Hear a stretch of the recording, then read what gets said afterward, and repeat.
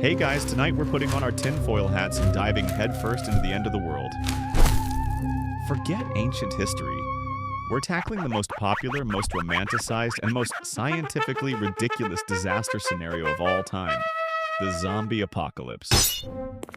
This isn't the Hollywood version where you magically find a katana and become a leather-clad badass.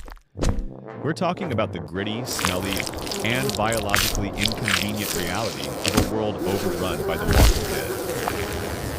You think you've got a foolproof survival plan based on your favorite TV show? Trust me, you wouldn't last a day. And we're going to prove it. If you enjoyed learning the scientific reasons why your zombie plan is terrible, a quick like or a subscribe would be amazing. It really helps the channel out. And as always, I'm fascinated to see our global survival class. Drop a comment with where you're watching from and what time it is. Now, board up your windows, grab a stress banana for purely non-nutritional support, and let's find out how quickly you'd become a sentient snack food. The first 5 minutes. Congratulations, you're in a people-flavored blender. You've just heard the news. Maybe it was a garbled emergency broadcast, or maybe you just saw your neighbor, Dave, trying to eat the mailman. It's official. The zombie apocalypse is here. The good news? You're alive. The bad news? You are surrounded by the single most dangerous creature in any disaster scenario. Other panicked humans. Your first instinct, thanks to 1,000 hours of movies, is to get supplies and get out of the city. You grab your car keys, a backpack, and maybe a handy cricket bat. This is your first mistake, and it's a big one. Every other person has the exact same idea. The streets are not an escape route, they are a parking lot. A giant, honking, screaming traffic jam filled with terrified people who will Get out of the way! run you over for half a tank of gas. You are not escaping the city. You are now trapped in a metal box, surrounded by the two things that will define the next 24 hours. Loud noises and a rapidly expanding buffet for the dead. Fun fact. Number 1. In any real-world disaster scenario, from hurricanes to earthquakes, the biggest immediate danger isn't the disaster itself. It's the breakdown of social order caused by mass panic. People don't suddenly become master strategists. They become a stampede, and you do not want to be in front of a stampede. Your first 5 minutes are not a cool action sequence. They are you sitting in gridlock, watching in horror as the chaos gets closer and closer. Hour 1. The boring art of not dying immediately. You abandon your car, which is now just a tomb on wheels. The screams are getting louder. You need shelter now. But where? The mall? That's what they do in the movies, right? Absolutely not. A mall is a glass-walled death trap with 1,000 points of entry and terrible acoustics. Grocery store? Same problem, but with more expired dairy. You need to think like a cockroach. Where can you hide that is boring, sturdy, and has no windows? You're looking for industrial buildings, warehouses, or, your best bet, a library. Why a library? It's perfect. Libraries are built like concrete bunkers to protect books from fire and floods. They have few ground floor windows, heavy lockable doors, and most importantly, nobody ever goes there in a panic. While everyone else is fighting over the last can of beans at the supermarket, you're slipping into the silent, dusty sanctuary of the local public library. You barricade the doors with heavy oak tables and shelves of forgotten poetry, and you retreat to the windowless archives in the basement. You have survived the initial wave of chaos. The next phase of your spectacularly doomed adventure is about to begin. The first 24 hours, the real problems have terrible BO. The adrenaline fades. The sounds of sirens and screams are replaced by an eerie quiet, punctuated by the shuffling, groaning sounds outside. Now, the real, boring, and far more disgusting problems of survival begin. Threat number 1, the zombies themselves. Let's get scientific about your new neighbors. A zombie, for our purposes, is a reanimated human corpse. That means it is an engine made of rotting meat. It has no circulatory system, no respiratory system, and no cellular repair. This is not a super predator. This is a walking biohazard that is actively falling apart. Fun fact number 2, rigor mortis. Within 3 to 6 hours after death, A body begins to stiffen due to a chemical change in the muscles. This state of rigidity lasts for about 24 to 48 hours. This means that for the first day or two, zombies wouldn't be the flexible, agile hunters you see on TV. They would be stiff, clumsy, and probably fall over a lot. Your biggest threat is a zombie that trips and accidentally bites your ankle. Threat number 2, thirst. You check the library's bathroom sinks. The water is still running. You drink deeply. This is the last safe water you've had for a very, very long time. The city's water treatment plants, pumping stations, and reservoirs require constant electricity and human maintenance. Those have all stopped. Within a day, the water pressure will fail and the taps will run dry. Any water left in the pipes will become stagnant and contaminated. Threat number 3, the smell. Let's talk about the single most overlooked aspect of the zombie apocalypse. The smell. A decomposing human body is one of the most foul, pungent odors in nature. Now, multiply that by several million. The air in any city would become a thick, gag-inducing soup of decay. It would be a constant, inescapable assault on your senses, causing nausea, vomiting, and psychological distress. You wouldn't get used to it. It would just slowly drive you insane.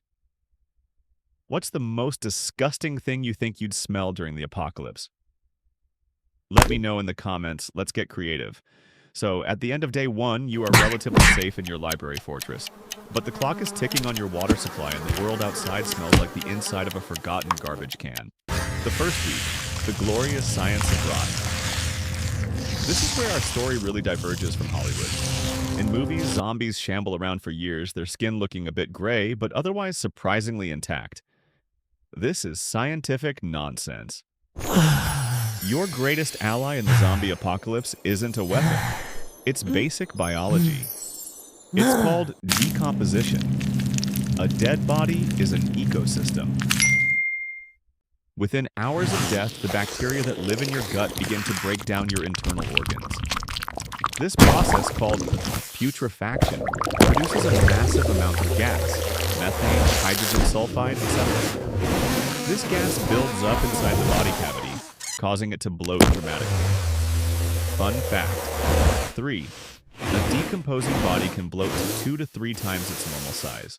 So, the zombies of the first week wouldn't be skinny shamblers. They would be swollen, gas-filled, walking balloons of rotting flesh, and just like balloons, they can pop. The pressure from the gas can cause the skin to rupture, leading to a truly spectacular and disgusting explosion of liquefied organs and foul-smelling gas. After the bloating stage, the body enters liquefaction. Tissues break down into a soupy mess. Skin sloughs off. Muscles, the very things a zombie needs to move, would lose their integrity and detach from the bone. A zombie trying to run would likely have its calf muscle just slide right off. And then there are the elements. If you're in a hot climate, this whole process is supercharged. Maggots, flies, and other insects can have a field day. A single fly can lay up to 300 eggs, and in a warm environment, they can consume up to 60% of a body in just a week. The zombies wouldn't just be walking, they'd be writhing with millions of maggots. If you're in a cold climate, the zombies have a different problem. They would freeze solid. A frozen zombie is a brittle zombie. Its muscles and tendons would be like frozen ropes. The first time it tried to lunge at you, its arm would probably snap off. So, by the end of the first week, the initial wave of zombies would be largely neutralized by the glorious, disgusting power of nature. They would be bloated, ruptured, maggot-infested, or frozen solid. The world wouldn't be full of monsters. It would be a messy, smelly, biological cleanup site. The first month, the real apocalypse begins. The zombies were never the real problem. They were just the opening act. The real apocalypse starts now, and it's much more boring and much more deadly. With the sanitation systems gone, the water supply is now universally contaminated with human waste and the runoff from millions of rotting corpses. Diseases that humanity eradicated a century ago have come roaring back. Cholera, typhoid, dysentery. These aren't dramatic illnesses. They are quiet, miserable, and incredibly effective killers. You will die not from a zombie bite, but from a sip of bad water that gives you uncontrollable diarrhea, dehydrating you to death in a few days. Yep. Threat number 2, infection. You're looting an abandoned pharmacy for supplies. You trip in the dark and get a deep cut on your arm from a broken piece of glass. In our world, you'd wash it, put on a bandage, and complain about it for a day. In this world, you have no clean water, no soap, no antibiotics. That simple cut is now a ticking time bomb. Within days, it will become infected. The infection will spread to your bloodstream, you'll develop a raging fever, and you will die from sepsis. A stubbed toe, a small burn, even a bad blister could kill you. Threat number 3, other people. The few remaining survivors are the real monsters. Desperation erases morality. The friendly-looking family you meet on the road won't want to team up. They'll want the can of peaches in your backpack, and they will kill you for it without a second thought. Every human encounter is a potentially fatal game of trust. The biggest threat in the apocalypse isn't the dead, it's the living.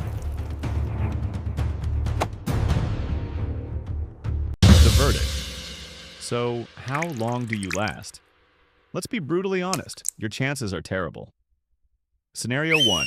You're a movie hero. You try to fight your way out of the city with a shotgun and a cool one-liner. You get stuck in traffic and are swarmed by a panicked mob within 15 minutes. Scenario 2. You're a cautious looter. You find a good shelter, but after a week, you're forced to go out for water.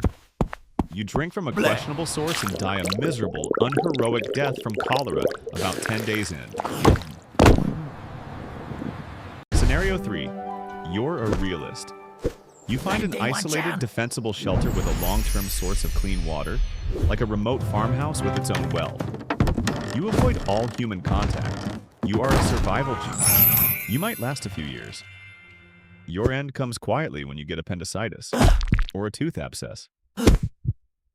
Or you fall off a ladder while trying to patch your roof. A simple medical problem that would be a minor inconvenience today is now a fatal condition. The simple, boring truth is that you do not survive the long term. The complex, interconnected web of civilization that keeps us safe, healthy, and alive is incredibly fragile. Take it away, and our world becomes a minefield of mundane, boring threats. You are a product of your environment, a creature that relies on clean water, modern medicine, and social order.